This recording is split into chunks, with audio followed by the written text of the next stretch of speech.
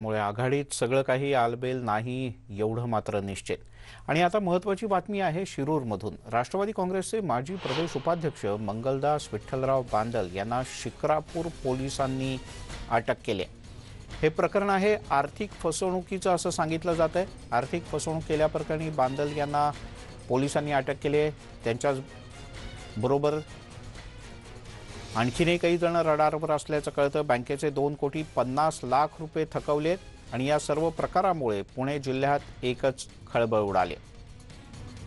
रायचंद शिंदे आपले प्रतिनिधी आपल्यासोबत आहेत। रायचंद, मोठी बातमी आहे, सविस्तर सांग। मिलिंद सर, आपल्याला माहिती आहे पुणे जिल्ह्याच्या राजकारणामध्ये अनेक पक्षांशी सोयरीक केलेले मंगलदास बांदल मागच्या अनेक दिवसापासून पोलिसांच्या रडारवर आहेत। पूर्वी राष्ट्रवादीमध्ये ते आधी भाजप आणि शिवसेनेशी घरोबा केलेले आणि राष्ट्रवादी काँग्रेसकडनं तिकीट मागणारे म्हणजे आमदारकी आणि खासदारकीसाठी, आणि त्यानंतर मधल्या काळामध्ये अनेक घोटाळ्यामध्ये अडकल्यानंतर त्यांना पक्षातून काढून टाकल्याची घटना घडलेली आहे। त्यांची पत्नी सुद्धा या परिसरातून जिल्हा परिषदेची सदस्य आहे, अपक्ष म्हणून निवडून आलेली।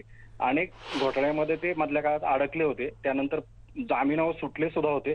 पुन्हा एकदा आता कालच्या या प्रकरणामध्ये जमीन गैरव्यवहारच आहे। जमिनीचे अनेक प्रकार यापूर्वी सुद्धा घोटाळ्यामध्ये ते अडकले होते आणि पोलिसांनी पुन्हा एकदा काल चौकशी ताब्यात घेतलं आणि ह्या बँकेच्या एका प्रकरणामध्ये फसवणूक केल्याप्रकरणी काल पुन्हा एकदा त्यांना अटक करण्यात आलेली आहे। मिलिंद सर। रायचंद तुर्तास, धन्यवाद या माहितीबद्दल। त्यामुळे पुणे जिल्ह्याच्या ग्रामीण भागातलं एक नाव मंगलदास बांगल यांना फसवणुकीचा आरोप त्यांच्यावर आहे आणि शिक्रापूर पोलीस स्टेशन तळेगाव इथलं त्यांनी त्यांच्यावर ही कारवाई केली। मंगलदास बांदल यांच्यावर काही कोटी रुपयांच्या फसवणुकीचा आरोप आहे आणि आर्थिक फसवणूक प्रकरणी पोलिसांनी ही कारवाई केली।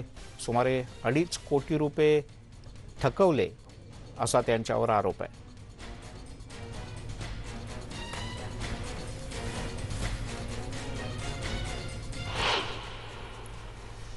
यासोबतच या बुलेटिनमध्ये इथेच थांबूयात। सर्व प्रकारच्या ताज्या अपडेट्ससाठी news18lokmat.com या आमच्या वेबसाईटला लॉग ऑन करा। फेसबुक, ट्विटरवर आम्हाला फॉलो करा आणि महत्त्वाची आठवण आणि आग्रहाची विनंती, मास्क बांधा, हात वारंवार धुवा आणि मास्क बांधताना काळजी घ्या की आपण नाक आणि तोंड हे नीट झाकलं जाईल।